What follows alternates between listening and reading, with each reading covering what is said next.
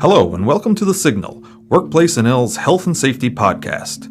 Workplace NL is the Workers' Compensation Board in Newfoundland and Labrador, Canada. The focus is to promote safe and healthy workplaces, provide return-to-work programs, and offer compensation to injured workers and their dependents. This series of podcasts will provide you with the latest information on how workplaces can protect the health and safety of workers. Please enjoy the show. Welcome everybody. My name is Cheryl Osborne and I'm a health and safety advisor here at Workplace NL in prevention services. My work focuses on ergonomics and musculoskeletal injury prevention. Today I welcome Mona Frey. Mona graduated with a Bachelor of Kinesiology from MUN in 2018. In the fall of 2018, she then started her PhD, which she hopes to finish early next year. Her research interest is low back pain. Specifically, she investigates how low back pain interacts with movement and function to ultimately guide prevention and treatment strategies. Additionally, she is interested in the effects of spine flexion, which occurs in prolonged sitting, on low back pain. She is a member of the National Student Council of the Association of Canadian Ergonomists, and since 2014, she has been working as an ergonomist, mostly focusing on office ergonomics, setting up workstations. Welcome to the episode, Mona. Thank you. I'm happy to be here. The focus of this podcast will all be on things that you can do as a worker to achieve a more ergonomically friendly setup and feel more comfortable and productive at work. As a result, a reduced risk of developing a musculoskeletal injury, or MSI. So let's jump right in. These days, workers are using mobile devices a lot, such as laptops, for example, and many workers are using more than one workstation these days, transporting their equipment from one place to another. Workers tend to be setting up their own stations and making their own adjustments, and so it's very important that they have the know-how to make the right adjustments. They need to understand what the risk factors for MSI are, particularly in the work that they do and with the equipment that they're using, so computers and mobile devices in this case. And they need to understand things that they have control over to help manage risk. So Workplace NL has created a handy checklist that a worker can use to assess their own setup, which can also help them troubleshoot if they are experiencing discomfort or any other signs of MSI. And I'm going to get to that shortly, but first, Mona, let's just start off talking about laptops. More workers work remotely now than ever before, and laptops have certainly made that possible. They're used professionally, they're used in our personal lives, and they're wonderful devices. They give us lots of great value, and there's a lot of benefits from them, but they also bring ergonomic challenges. The way we use laptops can impact our health. So Mona, could you talk about some of the main concerns with laptop use? Yes, for sure. Laptops are super convenient to carry around. You always have your laptop accessible, but it's not really designed to work on it for longer periods of time. So if you're going to a conference or you're going to a class, it's super easy to take the laptop with you. And if you're only working on it for an hour, maybe two, a laptop might be suitable. If you're working on it for longer periods of time, several hours at a time or throughout the day, you do want to make sure that you're still setting it up ergonomically well, which means when you're working on any workstation, your monitor should be about eye level so that you're not constantly looking down. And you really want to invest in an external keyboard and mouse so that you're not reaching while using your laptop.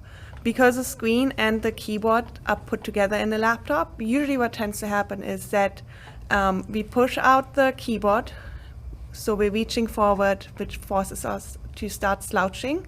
And then on top of that, we're looking down, which adds to the slouching again as well. By simply adding in an external mouse and keyboard, you can still keep the keyboard close to you, and then you can raise up the laptop or get an external monitor as well. To raise up your laptop, you can use anything that you can find.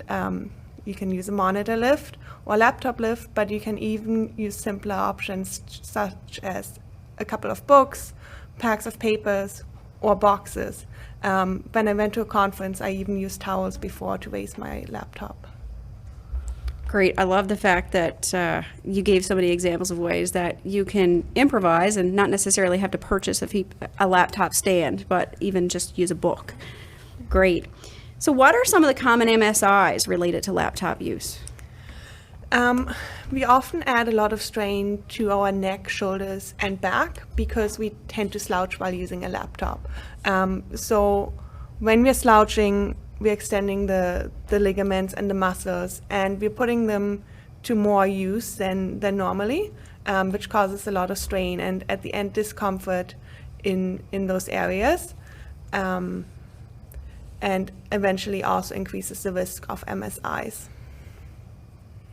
And I can back that up from a claims perspective and statistics analysis that neck, shoulders, and back are definitely the more prominent parts of the body that we see injuries to from office work, in-office workers, and due to computer use. Yes.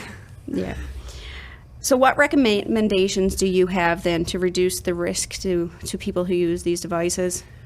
The bare minimum when you're using a laptop is to have an external keyboard and mouse so that you can keep that in close. If you have your keyboard and mouse in close, you're automatically sitting more upright, and then propping up your laptop or having an external monitor at eye height will also help you sit in a more natural posture. All right, so you mentioned about using laptops. One of the problems of using laptops is prolonged sitting. It's sitting for too long periods of time and using those machines. So let's just talk a little bit about sitting. There's been a lot of research around the health effects of an overly sedentary lifestyle, and some occupations certainly can require workers to sit for quite a bit of time, or workers are just not engaging in very much physical activity in their jobs. So there's little movement for several hours a day. And that's, day in, day out for some people. That's really reality, right? So could you summarize some of the research findings and the potential ill health effects to workers who are in situations like that?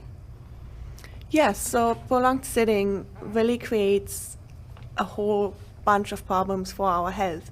So on one hand, we have the increased risk of MSIs that is often associated with discomfort or pain in our body, but it also increases the risk of a number of chronic conditions that we might not necessarily directly associate with prolonged sitting.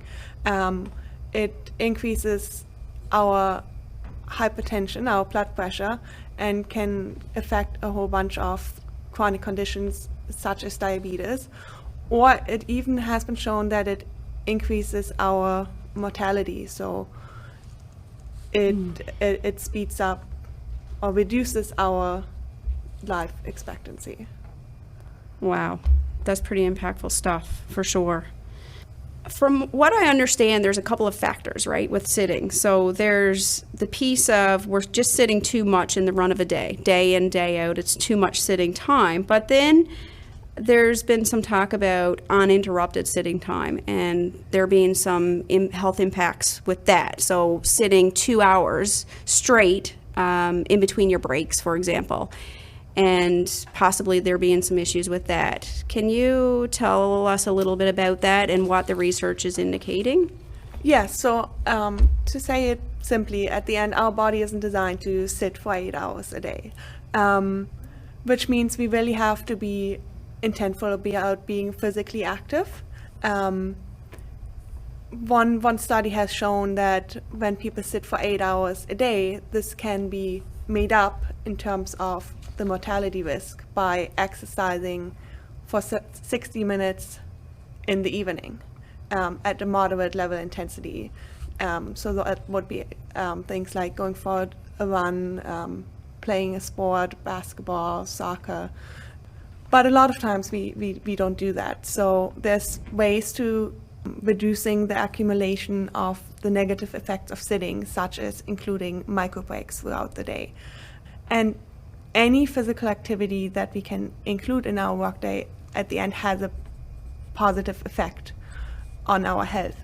We recommend that you get up at least once an hour, while the research is still working on the optimal guidelines on when you should stand up. A lot of times when we're working on the hour. So if there's a meeting, it's usually scheduled on the hour. It's easier to break up our work schedule into our bouts. So if you can get up once an hour during that period of time, and it only has to be a couple minutes to get out of that static posture, it can have a great impact on your health. Okay, good to know. And I think that can be fairly doable for in many workplaces and for many workers. We're not talking about a great period of time on the hour there. What are some movement strategies that you would suggest to workers to implement in the workplace, or even for employers to consider that they start to roll out in the workplace to help workers move more? I mean, there's a whole range of strategies. If I'm talking to an individual, I would usually show them some options that they can use to remind themselves to get up. At least at the end, it is a habit that we have to start getting used to. So setting a reminder on your phone, or getting a little kitchen timer to set it in an hour interval are very helpful tools. Some people like to be visual and even get an hourglass and turn it around. At the end, it is really what works for you. There's also apps, or a lot of people have smartwatches that can also automatically remind you on the hour. Again, if you have a very busy schedule where you have a bunch of meetings back to back, just taking the time of standing up between 2 1-hour meetings, again, can make a big impact. Okay, yeah, great tips. And your research interest is around low back pain. So what are you seeing in regards to the relationship between sitting and low back pain? So we've done a few studies on prolonged sitting and back pain. At the end, what we found is that even people who don't have a clinical history of back pain still develop discomfort in the lower back, even within just 1 hour of sitting. So if you're thinking about an hour, we're saying get up at least once an hour to kind of reset that clock of your discomfort. When you're getting up, you're moving your body, you're getting out of that static posture, which is really what is causing a lot of the discomfort, because your body wants to move.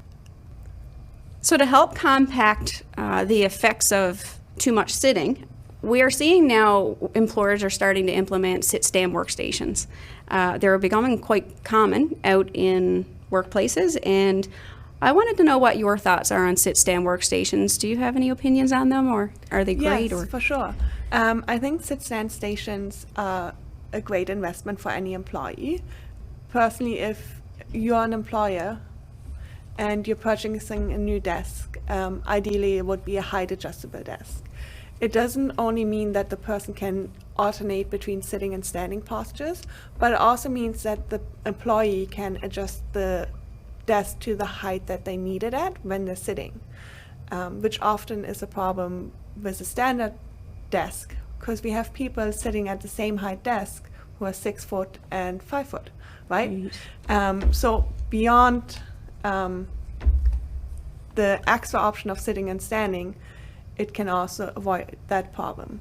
Yeah, and I actually, just to jump in there as well, I see them so beneficial in situations now where many workplaces are turning to hybrid models, and office space is becoming less and less because more workers are working from home. So we're seeing situations now where workers, when they do come into the office, it's sort of like pop-up workstations, so they're not always going to the same workstation each time or each day. So having a height adjustable station would certainly accommodate everybody, as opposed to only certain people can go to this workstation because of the height of the fixed desk. Yes.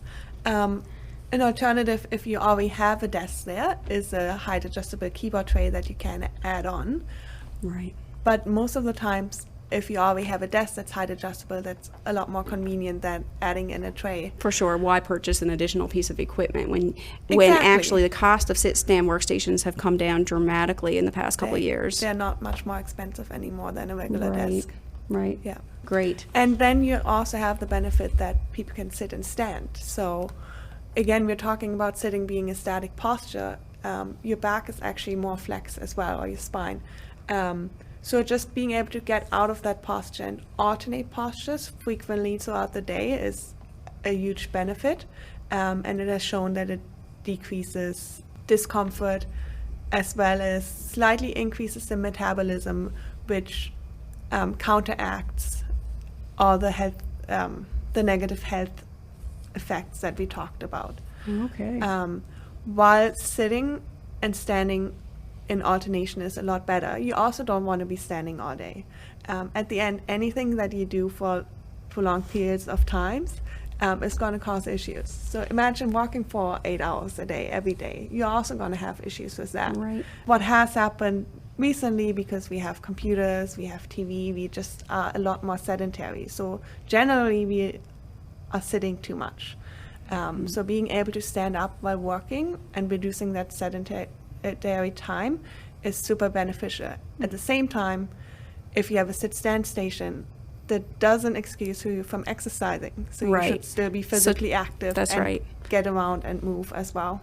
Yeah, so too much static standing is not healthy either. And in fact, there's research to support that the same musculoskeletal injury risks from sitting are also in standing statically, Exactly, right? yes. So probably the best case scenario is to actually move. It's the movement is really where it's at, right? Where It the is health very benefits are. important, So it's yes. great to get away from the sitting, so sit for half an hour or so, and then be able to stand, but you still need to be able to step away from your desk and get some physical movement. Exactly, yes. And I just actually have another question on that. So would you suggest maybe 5 minutes or so every hour to be able to physically move away from your workstation? Because where I'm going with that is not just talking about the health effects of prolonged sitting or prolonged standing, but what about the health effects on your neck and shoulder and upper back muscles from the continuous typing and mousing, which you're probably doing both in sitting and standing. So you've probably, yes, you've taken a break from sitting and you've stood at your sit-stand station, but your arm muscles and your neck and shoulder muscles have not turned off for a full hour. Is that too long? Should we be standing away from our workstation to physically give those parts of the body a break too at about an hour, or is that a reasonable amount of time? That is a very hard question. I don't think research-wise we're quite there yet. Yeah. But generally, from my experience, if you're starting to develop discomfort, you do want to break up that stationary time at the desk before you're developing the discomfort.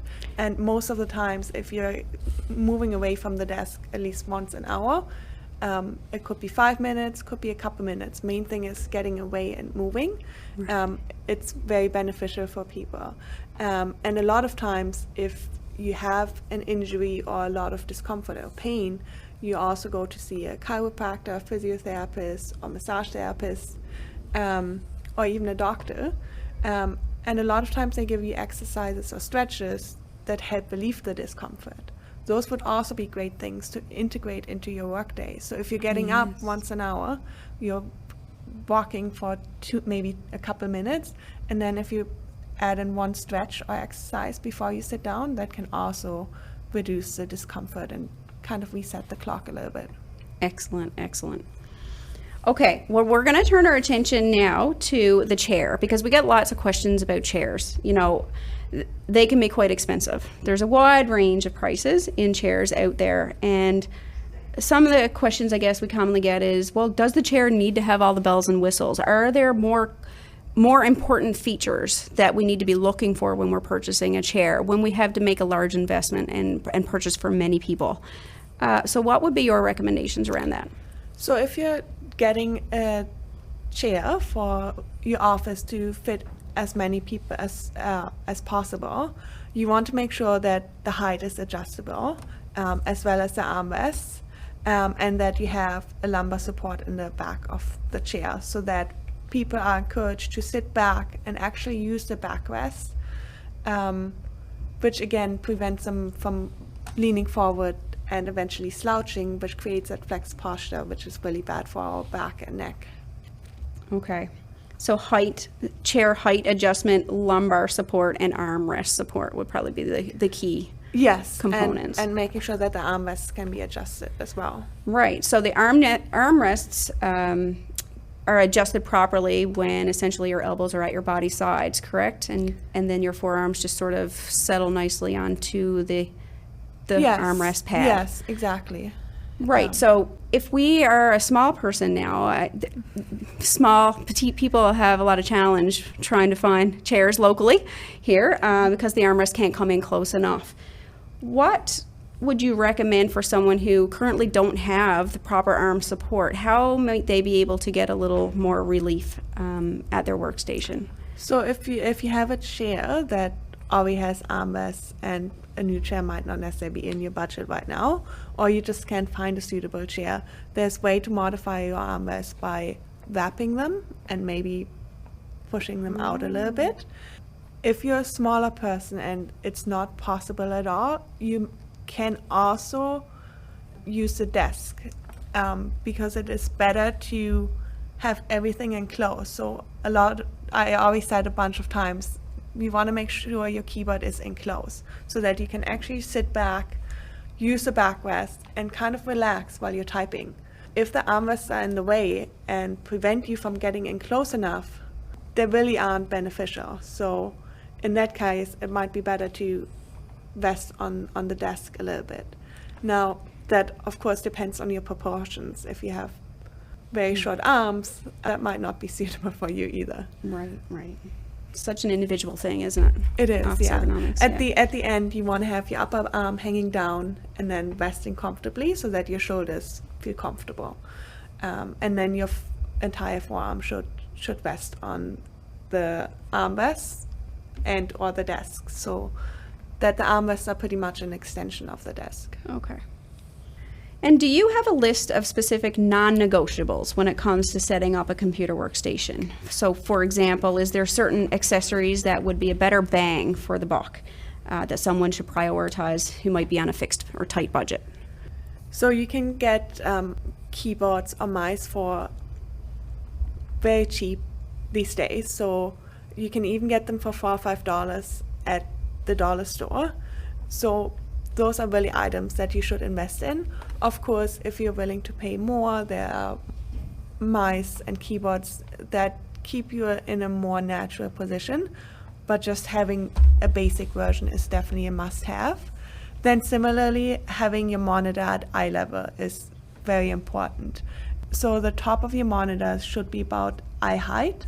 Another way to think about it, if you're sitting back comfortably in your chair, again, you should be using the backrest. If you're closing your eyes, you tend to sit comfortable. Then when you open them, your eyes should fall somewhere within the middle of the screen, as that is your natural way to sit, and that way you can keep that natural posture. Then, of course, having a comfortable chair is very important too. Again, it doesn't have to be an expensive chair if you can modify it properly. It has to be comfortable for you. If you have any issues with the armrests, again, you can wrap them. If you need to add some extra support to your chair, you could also put a towel behind your back to add in a little bit of support there. And then at the end, the habits of getting in close to the desk to prevent slouching and getting up frequently are also kind of must-haves. Yeah. And And the best cost thing nothing. is they're free. They are free. They cost nothing at all. Great. I wanted to add one, and that's footrest. The importance of having your feet fully supported to help reduce low back Yes. pain. And footrests can be very cost effective. In fact, you don't even need to purchase one. I've seen lots of makeshift footrests in workplaces just made out of boards. Exactly, yes. Or in your home, it can be maybe shoe boxes or some kind of a stool that you purchase at a dollar store, again, like you said. It can be board games. Like maybe you have that's some kind a of a very good crate at idea. home that you can use Yeah. for a footrest. So we don't even need to pay anything for that. But Yeah. proper support for your feet is important, isn't it? So yeah, you said one very important thing, your feet should always be supported by the ground. If your feet are hanging and dangling, it adds a lot more pressure to your legs and kind of just gets you out of that natural posture. So if you have a desk at home that's higher than what you'd want it to be, adding in that footrest underneath your feet can lift you up to that appropriate height. So I just want to say thank you so much for coming in today. I certainly have learned a lot as well, and I'm sure that our listeners have too, and hopefully this information will be of great value for anybody, because essentially almost everybody today are using computers. So everyone can benefit. And again, I just want to say thank you, and until next time, have a healthy and safe day.